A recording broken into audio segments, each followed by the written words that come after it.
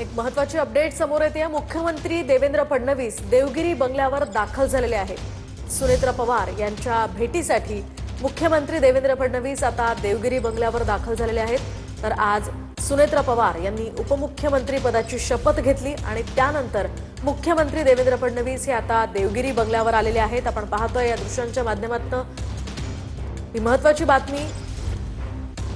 या संदर्भात अधिकची माहिती जाणून घेऊयात आमचे प्रतिनिधी विनायक डावरुंग यांच्याकडून। विनायक, काय सांगाल, आज उपमुख्यमंत्री पदाची शपथ घेतल्यानंतर आता देवगिरी बंगल्यावर मुख्यमंत्री देवेंद्र फडणवीस हे सुनेत्रा पवारांच्या भेटीसाठी आलेत, काय अधिकची माहिती आहे? मुख्यमंत्री देवेंद्र फडणवीस जे आहे ते देवगिरी बंगल्यावर आलेले आपल्याला पाहायला मिळतात। उपमुख्यमंत्री सुनेत्रा पवार यांची सांत्वनपर भेट जी आहे ते घेण्यासाठी ते स्वतः त्या ठिकाणी पोहोचलेले आपल्याला पाहायला मिळतात। त्याचप्रमाणे पंतप्रधान नरेंद्र मोदी यांनी सुनेत्रा पवार यांना सांत्वनपर पत्र पाठवलेलं आहे, तेही व्यक्तिशः देण्यासाठी मुख्यमंत्री देवगिरी निवासस्थानी गेल्याची माहिती जी आहे ती सध्या मिळालेली आपल्याला पाहायला मिळते।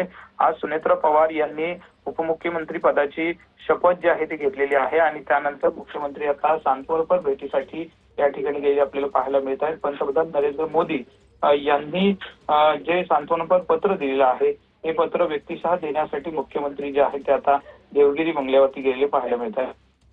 अगदी नक्कीच विनायक, एकूणच उपमुख्यमंत्री पदाची शपथ घेतल्यानंतर या घडामोडींना खरं तर वेग आलेला होता आणि आता सांत्वनपर भेट घेण्यासाठी आणि पंतप्रधान मोदींचं पत्र देण्यासाठी या ठिकाणी मुख्यमंत्री आल्याचं आपण पाहू शकतो। धन्यवाद विनायक, दिलेल्या या